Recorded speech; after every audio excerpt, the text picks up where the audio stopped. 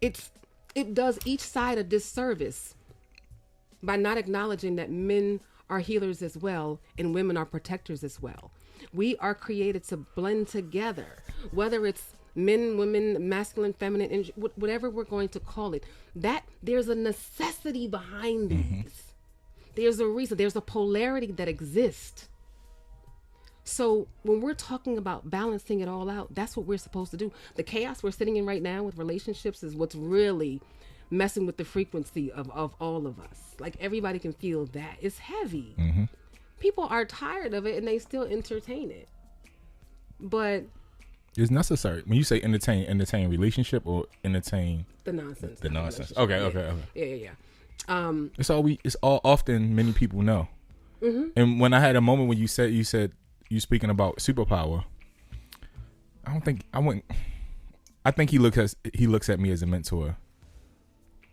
Maybe I'm fighting the role of him being my mentee, but young brother from church, we had this conversation and we were talking about the charisma he has with women.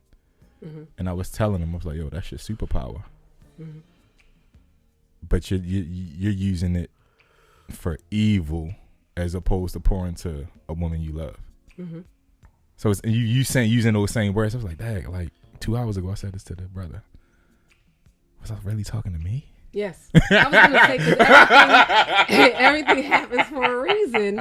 That's why you got the information. I think because a lot of things that men do they're doing it for other men.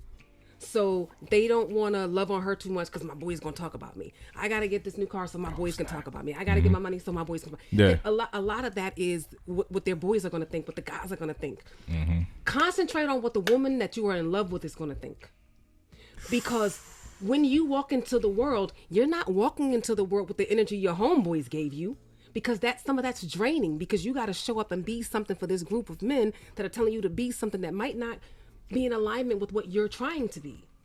But if you're with the right woman and you're sitting in that space with her and you get up in the morning and you get to love on her a little bit and you walk out of that door, you're walking out supercharged. But if you're walking out in the world with the notion that the homeboys are giving you what you should be and shouldn't be, you're carrying a weight.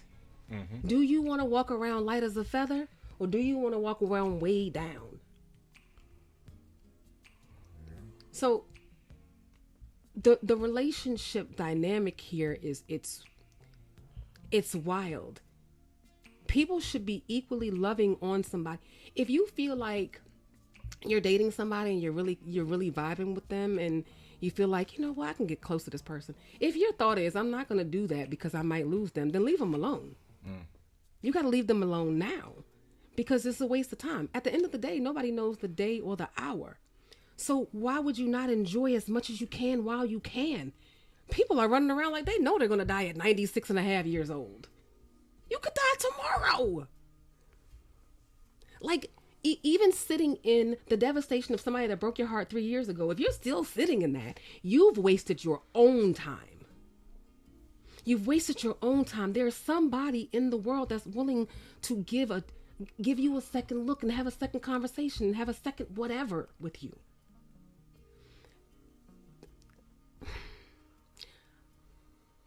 There's so much fear in moving forward that people are just stuck.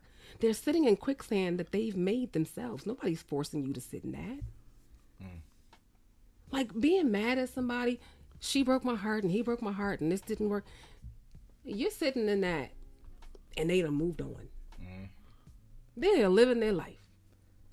But you're sitting there still mad and you're thinking that they're gonna be somehow miserable because you're mad? No. Yes. No. What are you talking about? But what's on your mind? I feel like you got something in your head. I have a question for you now. And this is from my observations. Specifically from my Saturday observations. Why are you acting like you're going to live till you're 96 and a half?